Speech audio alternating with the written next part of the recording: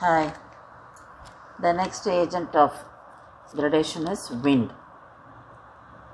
Wind is very effective. That is, the work of wind is very effective in the desert regions of the world because rainfall is scanty and the wind carries loose solid particles and absence of any moisture and vegetation. So they favor the wind to carry on with the erosive work. The work of wind is helped by the process of mechanical weathering in such areas. So what happens when the wind blows? It carries loose disintegrated rock materials. The wind has a scope to work with it by blowing over larger area of any obstacles because it is free of obstacles. So the wind can carry the loose particles over the larger area in the deserts. The loose particles in the wind act as a tool in wearing them down.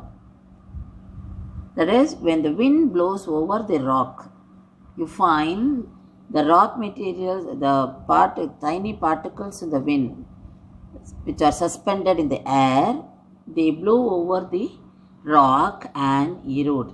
So the wearing down is done quickly.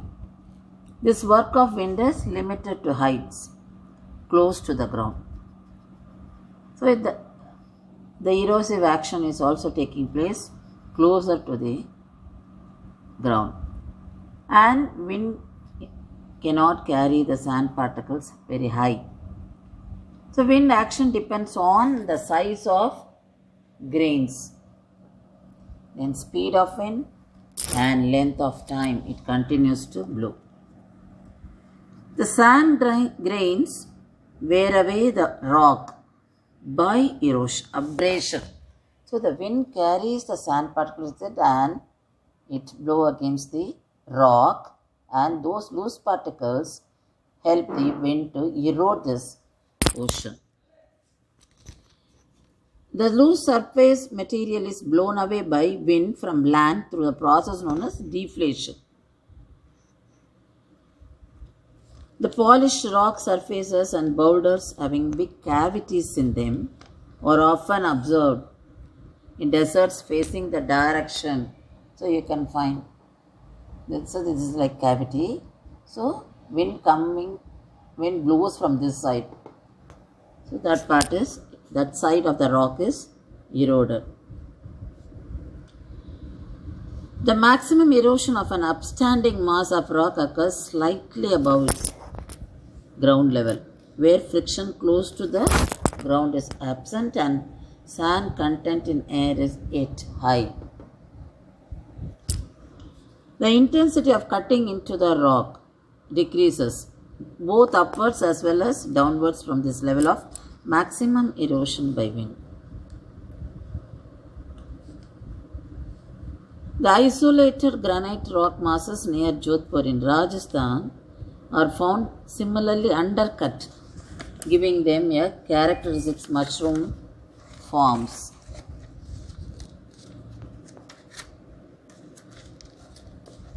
So here in the mushroom rock you can find in the diagram this part of the rock is harder and the base you can see eroded, and that is loose rock. These rocks and even medium-sized pebbles are found pitted in the direction from which the sun-laden wind comes, producing numerous edges.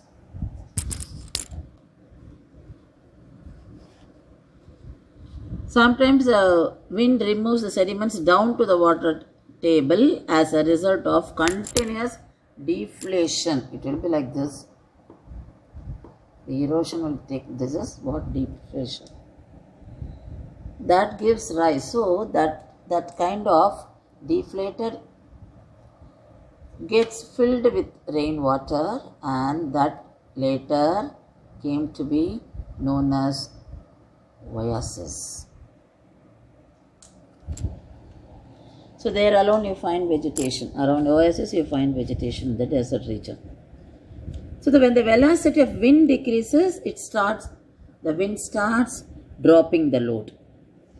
So there are some important depositional features arise due to this. They are loess deposits.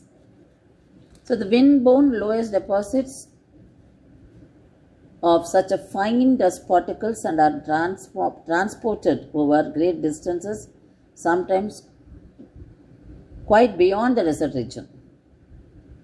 So as the fine grains have the property of clinging together, so their disposition gives distinct landforms. The material has no horizontal stratification like any other sedimentary rocks. It is deposited in areas of low rainfall where the ground has grasses to bind the particles of dust. So the loess stands without being removed further by the wind, because that it will be like a cementing. So the loess as a deposits. So that so there is a binding in the soil and the loess. So later it is not carried away by the wind because of that. It has good holding there, that's why.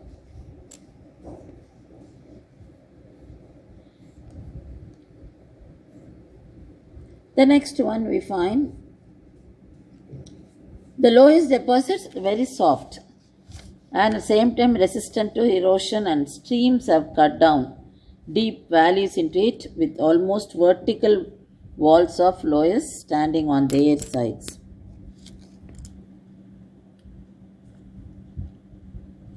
It is striking on the other hand that it crumbles to dust if pressed between fingers. If you touch the desert soil, you don't feel that. Desert soil you find you cannot hold it. That is a loose. So here, this loess, you can feel that you can hold it, you can press it, because it is with the clay. So the loess soils are porous and usually very fertile. In wet, they form a sticky mud. That's why I told you you can hold it. And in dry season, it is very dusty. The loess of northern China has a maximum thickness of several hundred meters. It has been brought by Gobi Desert of Central Asia. Imagine the wind has carried so far. So this is what about mushroom rock. It's a landscape formed by wind. So when wind blows, particles of sand strike the rock a little above the surface. Since the sand particles are heavier, the sand blasting effect is restricted to particular height. The center of the rock is eroded faster than the upper. You can see in this diagram. So that forms a feature which looks like a mushroom or an umbrella. So the mushroom rock has a narrow trunk and is broad at the top and base. So this portion is eroded, and here it is broader. Here also it is broader.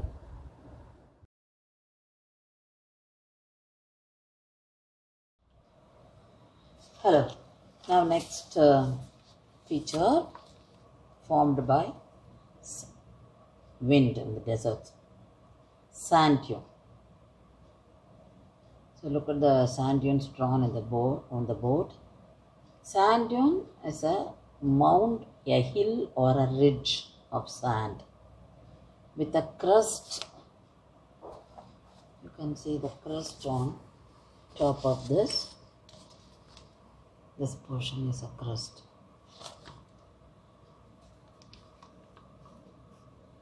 or a definite summit. These are formed at places where there is a source of sand, a wind along. It should be strong enough to move, and there should be some obstacle to break the force of the wind, so that the materials carried by the wind are dropped. So the wind carries the materials, and wherever there is an obstacle, it drops. Those particles deposited here, and they form sand dune, which is in the form of mount or a hill or a ridge. The obstacle can be it may be a bush or a little elevation in the ground, or a boulder or a fence or a house. Even sometimes it can be a skeleton of dead animal. So if it is anything little raised above the floor, ground level, that becomes an obstacle for the wind. So the wind drops. So that is why you find this depositional feature. So a typical dune has a long and gentle windward slope, and so the next diagram you can see here. So this is the leeward. Leeward means the other side of the direction of the wind. So here this is the windward. So from here the wind blows. So this side is known as windward slope because it faces the wind. So wind is coming from that side. So this has a gentle slope, and other side you find a steep slope. This is called leeward slope. That is the opposite direction of the wind. They vary in size from few meters to above 150 meters in height. In some deserts, they can be even as high as 300 meters.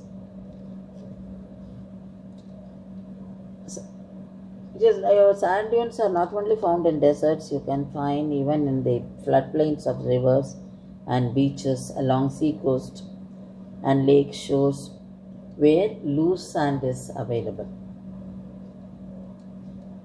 So this is what? Sand dunes. The sand dunes, if not fixed by vegetation, have a tendency to migrate. That means they keep moving. How do they keep moving? The sand, as it blows, it keeps changing the erosion and deposition activities. So you find there is a movement, the migration of sand dunes. So it can be either from windward to leeward or leeward to windward. The rate of migration, because when wind comes this side, it takes away the the sand particles from this side and go to the other side and drop. So that is what meant by migration. The rate of migration varies between 5 meters to 30 meters a year. So during the course of migration, what happens? They sometimes, that is when they carry the winds, they take away when they carry the particles. They take away the particles from one place and they transport and deposit in another place. So when they take away, what happens when in the place where the wind deposits, it may bury the woods, pastures and villages on the way. So it is very common. So wherever the deposition is moved by the wind, you find sometimes woods, pastures, villages which were found once, they get buried. So with the passage of time, after the dunes have drifted further on, so you can see the buried dead woods and villages, the ruins of villages, again appear, because again the migration of sand dunes. So the particles from there have been taken away by wind and deposited somewhere. So what happens when the particles are carried away by the wind? Here you find whatever buried ones are found. So this is what migration of sand dunes. So encouragements from local shifting of dunes, sand have also been noted in Rajasthan. It is very, you can see that. The planting of fast growing and deep rooted shrubs and trees on windward side holds the sand in a place and prevents further. So here nowadays they do that. So they plant it so that plant becomes an obstacle for wind to carry, and it minimizes the migration of sand dunes. Next diagram is Birchen. So here you find it's a typical dune, sand dune with a crescent shape. The crescent shape in the front possessing two horns or wings towards the leeward side and a convex windward side. A constant wind direction and a limited supply of sand are two essential conditions for the formation of Barkhan. It is Barkhan. In some books we can find Barkhan too. So the two reasons, constant wind direction and limited supply of sand, are two essential conditions for the formation of Barkhan. That is, from here it is carried away, the other side it is deposited.